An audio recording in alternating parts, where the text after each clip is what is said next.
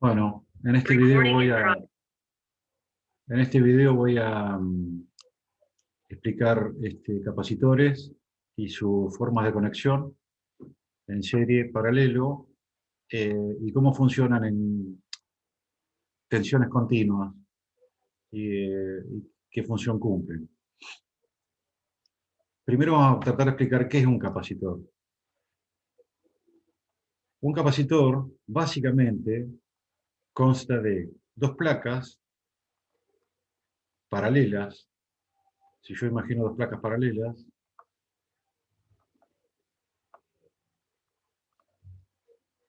que están separadas a una distancia d, perdón por la separadas a una distancia d, y que tienen un área determinada, Estas dos placas están muy juntas, no llegan a tocarse, y en el medio puede haber aire o puede haber un material que se llama material dieléctrico. Material dieléctrico no es un conductor de electricidad. Suele tener unos dipolos que se orientan hacia un lado o hacia el otro por inducción eléctrica. ¿Qué sucede cuando yo a estas dos placas las conecto a una fuente de tensión continua constante? Por ejemplo, con una fuente que tenga un positivo y un negativo y un cierto voltaje V. Lo que va a suceder es que a cada carga positiva que se disemine por esta cara, digamos, del capacitor, acá se va a llenar de cargas positivas, se van a inducir cargas negativas del otro. Entonces lo que va a suceder es que cada carga positiva con cada carga negativa del otro lado, de la otra placa, lo que va a suceder es que se va a formar algo que se llama campo eléctrico, campo eléctrico E, que tiene una determinada dirección. Supongamos vamos a dejar tres líneas nada más. A esto se le llama E, campo eléctrico.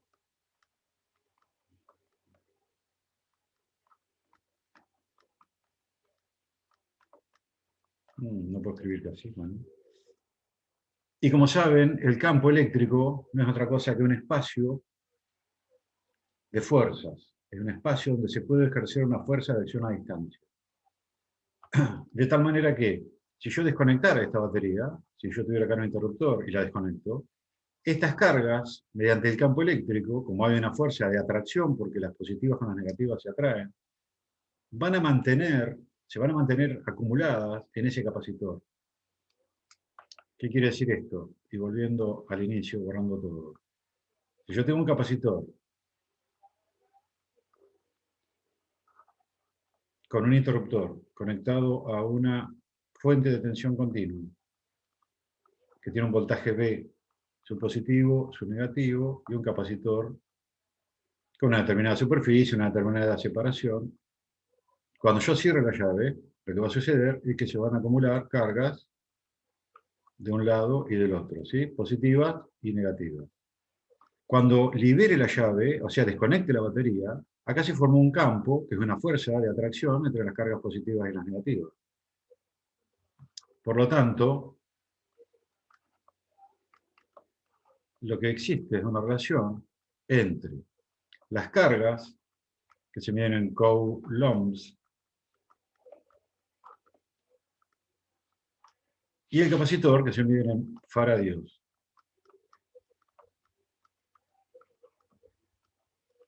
Y la tensión, que se mide en volt. Ese capacitor es la relación entre la cantidad de cargas que acumuló dividido la tensión que le apliqué. ¿Sí?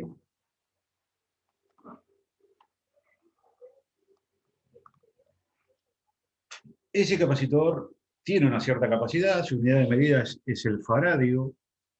Los capacitores, la unidad de faradio es demasiado grande, extremadamente grande, y es la cantidad de cargas en coulomb que pudo acumular dividido la tensión a la cual yo le apliqué. Entonces, ¿qué sucede con un capacitor? ¿Cómo funciona un capacitor? Bueno, imaginemos que tengo una fuente de tensión continua constante, B, tengo una llave, tengo una resistencia, R, y tengo un capacitor C. El símbolo del capacitor son dos placas paralelas, C, R y B. ¿Qué sucede? Si este capacitor está descargado, vamos a poner por acá que B es igual a Q sobre C. ¿Qué sucede con este capacitor? Si está inicialmente descargado, y supongamos que estos son 10 volts, en el momento que cierro la llave, lo que va a pasar es que va a haber una circulación de corriente I. Entonces una carga positiva va a inducir una carga negativa acá. Acá se genera una corriente, genera una caída de tensión, y hay otra carga que se acumula acá y induce una tensión negativa de este otro lado, y otra carga más y otra acá. Pero a su vez, como tengo una diferencia de carga, se genera una tensión C que llamamos el sobrecapacitor, perdón, que se llama tensión sobrecapacitor o BC. Fijémonos que esa tensión depende de la carga y de la capacidad del capacitor. ¿Sí? Cuanto más cargas tengo, mayor es la tensión que voy a tener en el capacitor. Por lo tanto, lo que voy a tener es que esta corriente, que en realidad no circula por el capacitor, porque el capacitor son dos placas aisladas, a lo sumo va a tener un dieléctrico en el cual los dipolos se giran, se van acumulando sobre la superficie del capacitor y para el resto del circuito sí hay una corriente eléctrica, pero en el medio, dentro del capacitor, no hay circulación de corriente. Genera una corriente por el resto del circuito, son las cargas que van circulando para cargar. Imaginemos que esto es un balde de agua, entonces va pasando el agua por la canilla, por las cañerías y se va llenando un balde, pero del balde no sale, ¿sí? Se va cargando, se va cargando, se va cargando, y esto tiene una curva. Si yo puedo graficar la tensión en el capacitor y puedo graficar la corriente en el circuito, esto tiene una ley exponencial. La tensión en el capacitor es cero, crece exponencialmente y a medida que se va llenando el baldecito, va a llegar a un valor final, ¿sí? Que es cuando se iguale la tensión en el capacitor con la tensión de la fuente. Y la corriente tiene un valor inicial. Si BC es cero, la corriente inicial es B sobre R, y acá decae exponencialmente también. Entonces, el capacitor se va a ir cargando de acuerdo a una ley exponencial. No es para ustedes, pero esta carga, BC, es V por E a la menos T sobre RC menos 1. Hay una ley exponencial acá. Si T es igual a 0, esta exponencial es 1 y 1 menos 1 es 0. R por C se llama constante de tiempo del circuito o tau y se mide en segundos. ¿Por qué? Porque la velocidad que se cargue este capacitor, o que sea, que aumente su valor de tensión, va a depender, primero de las cargas, segundo de su valor de capacidad, pero también va a depender de la resistencia que tenga en el circuito. Entonces, si la resistencia es muy grande, esto va a tardar mucho en cargarse. Pero si el capacitor es chico, se va a cargar enseguida. Es como un balde de agua. ¿De qué depende el tiempo que se va a llenar? Y depende de la canilla, pero también depende de la capacidad del balde. No es lo mismo llenar un vaso de agua que un tanque de 500 litros. Pero también depende de la canilla que yo disponga. Si pongo 27.000 canillas, le voy a llenar enseguida. Entonces, depende de R por C. Y esta se llama constante de tiempo del circuito. Se mide en segundos. R por C. ¿Sí? Muy bien. Hasta ahí. ¿Cómo funciona aproximadamente un capacitor? Tiene una ley exponencial. Ah, perdón. La corriente I. Esta es la corriente I. Es B sobre R por E a la menos T sobre R por C. Donde E es un número, como el número pi, es la base de los logaritmos neperianos. ¿Sí? E es aproximadamente 2,70 y pico, Hay dos números especiales en matemática, que es el número pi y el número e. ¿Sí? Y sí tiene una particularidad, que nunca se hacen periódicos. O sea, son números infinitos. Muy bien. Entonces ahora vamos a ver, por ejemplo, capacitores en paralelo. Si yo tengo una fuente de tensión y pongo un capacitor C1 y le pongo otro capacitor en paralelo C2, ¿qué va a suceder? Los dos van a tener la misma tensión. ¿Por qué? Porque están en paralelo. Entonces, ¿qué va a ocurrir acá? Este capacitor va a almacenar, por ejemplo, una cierta cantidad de cargas Q1, que es V por C1. Y este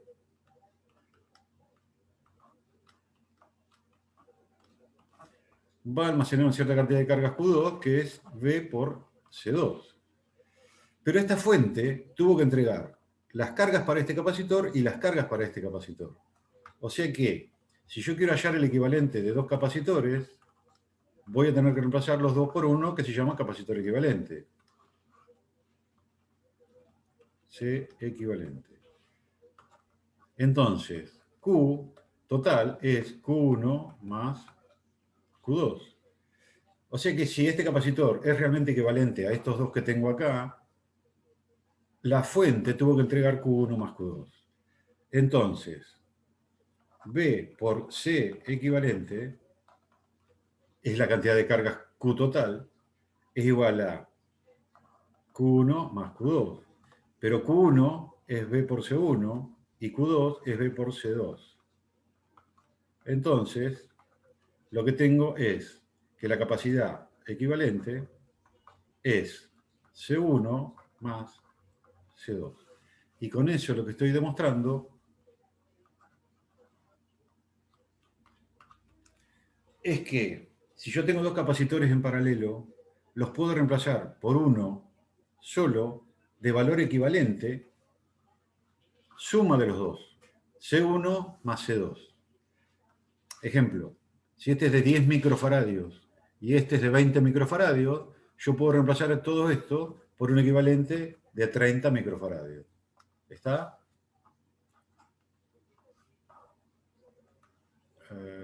Ahí. Vamos a borrar todo. Muy bien. Por ejemplo, si yo tengo un capacitor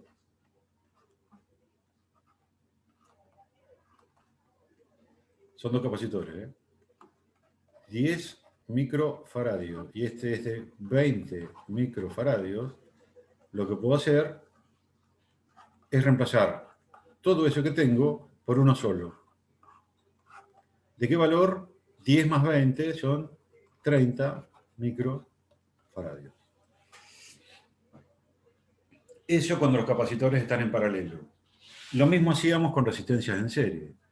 Ahora vamos a ver qué sucede si yo tengo una fuente de tensión, B, tengo un capacitor C1, un capacitor C2, pero en vez de conectados en paralelo los tengo conectados en serie. ¿Qué va a pasar acá? Bueno, lo que va a suceder es que va a haber una circulación de corriente y a una carga positiva le va a inducir una carga negativa. Pero esta negativa repele una carga positiva e induce una negativa. Lo mismo sucede a medida que se van acumulando cargas, ¿sí? O sea, que Q, la cantidad de cargas en 1, va a ser igual a Q, la cantidad de cargas en 2, porque es una cuestión de inducción. Si yo desplazo dos cargas en este capacitor, se van a desplazar dos cargas en este capacitor, porque están en serie. Es como empujar un tren y la locomotora. Están en serie los vagones con la locomotora. ¿Por qué? Porque están uno atrás del otro. Cuando se desplace la locomotora, se desplazan todos los vagones igual. Acá pasa lo mismo. Entonces Q1 y Q2. Acá voy a tener una caída de tensión, B1, y acá voy a tener una caída de tensión, B2. ¿Qué es lo que yo sé en esto que tengo acá? Y la ley de Kirchhoff de las mallas me dice que B es igual a B1 más B2. Pero B es igual a Q sobre C. Por lo tanto, Q1 y Q2 es igual a la Q que entrega la batería, si quieren, ¿no? Con total. Bueno, entonces, Q total es igual a B1, que es Q1 sobre C1, más B2, que es Q2 sobre C2. ¿Sí? Esto es B1, esto es B2, y B es Q sobre C equivalente. Reemplazando esto, si yo quiero hacer que el circuito sea equivalente, y reemplazar los dos capacitores por uno solo, C equivalente, ¿qué va a pasar? Que la cantidad de cargas, Q es igual a Q1 igual a Q2. Bueno, pero Q1, Q2 y Q son todo lo mismo, así que lo puedo simplificar, porque están todos al mismo miembro. Entonces me queda que 1 sobre C equivalente es igual a 1 sobre C1 más 1 sobre C2. O lo que es lo mismo, C equivalente es 1 sobre C1 más 1 sobre C2. Perdón la letra, pero estoy ahí, le vamos a cambiar de forma y ahí. ¿Está? Muy bien. Y eso más o menos sería el por qué un capacitor en paralelo, las capacitancias en paralelo se suman, y por qué las capacitancias en serie se hace lo mismo que se hacía antes con las resistencias en paralelo. Si yo tengo solamente dos, en el caso que yo tenga solamente dos capacitores, C equivalente también se puede escribir como C1 por C2 sobre C1 más C2. Y acá le vamos a poner un cuadrito, así, y le vamos a poner en rojo, y le vamos a poner así. ¿Está? Bueno, esa es la aplicación.